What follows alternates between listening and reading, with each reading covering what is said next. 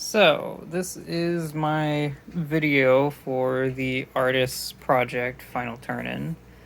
Um, I just decided I'd show you kind of the whole process here with all of the pieces I have. I have 3 different states of pieces here. This one I just started on, this one is near completion, and this one is completely finished.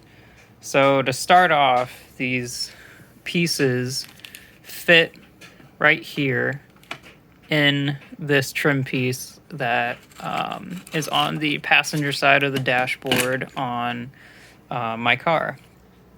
And so most of these cars came with these vinyl pieces wrapped over this trim piece here.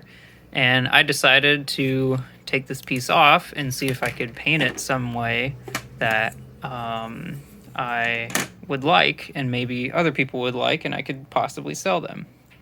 So step one is to just kind of take them off of this trim piece thing. And people also sell these individually as well for about $10 or $20. And so I pick them up a lot on eBay, and they come in a plastic variant, which is this. It's the plastic mold piece that has this leather cover over it. And these cars came with a black interior, tan interior, and gray interior, but underneath they're all black. And so it doesn't really matter which one I get. I can just take the little vinyl leather piece off and just work with it. And the other thing that these cars came with were a wood trim piece. So underneath all this paint is a real piece of wood that has a plastic mounting thing riveted to the wood piece. You can see the 4 rivets along here.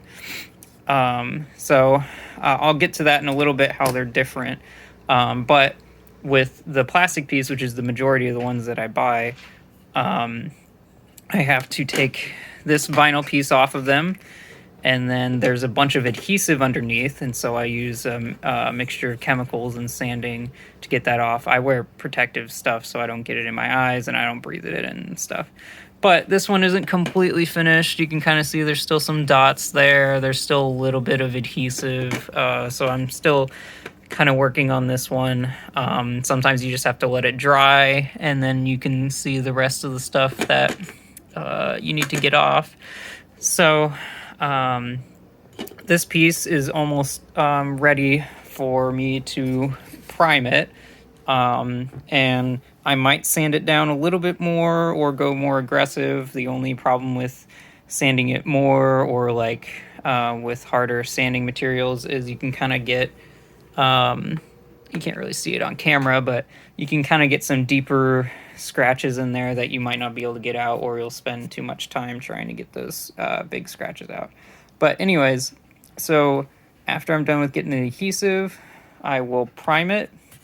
So I use this Rust-Oleum primer. It's a primer sealer, and I'll put about 2 coats on there. I found that 2 coats is the best way to get it a nice even finish.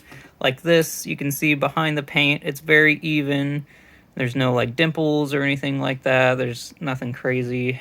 And so I'll put 1 coat on and wait about 10 minutes and then put another one on and just make sure it's very even and all that.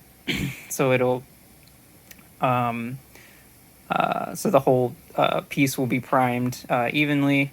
Then after I let that dry for a little bit, I put on this Duplicolor low gloss black. It is an engine enamel, which you don't need to use, but it's just what I've used in the past, and I like the color. So the only thing with it being an engine enamel is it can withstand really high heat, up to 500 degrees Fahrenheit. So, but you don't need to use this. I just use this because I like the color, because it's a very low gloss black, as it says. But yeah.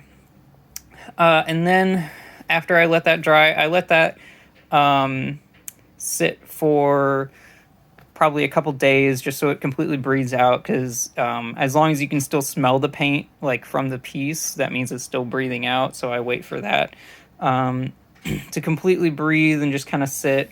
I have hanging up over there. There's one piece there, one piece there, and one piece there. So those are my other pieces that I've completed painting on. And then I will flick this touch-up paint onto it. I have a little brush for each can of paint, and this is real automotive touch-up paint. So it is a base coat, and I just use a brush to flick it on there. Each piece is different. As you can see, it's all handmade. I do it differently every time because, you know, I'm a human, so I'm inconsistent. And so then I let the piece breathe out after that, and then it will, after it's done breathing out, I will shoot some clear coat or lacquer on there. This is really cheap stuff, this lacquer. This is what is on this piece, and you might not be able to see it on camera, but it is kind of cracking around some of the touch-up paint areas.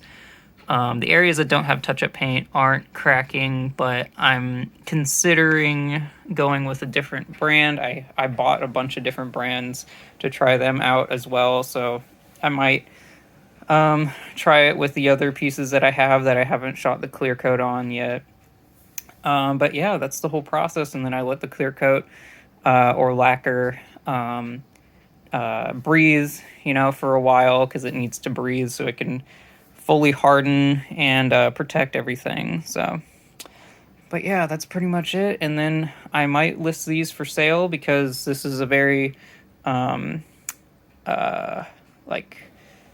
very well-known color pattern for BMW enthusiasts, and this is out of a BMW. It's out of a 97 BMW 3 Series sedan. So, but these will go in any of the 92 to 99 BMW 3 Series cars. So, but yeah, so that's pretty much the whole process. And yeah, that's my final turn in for the artist project program.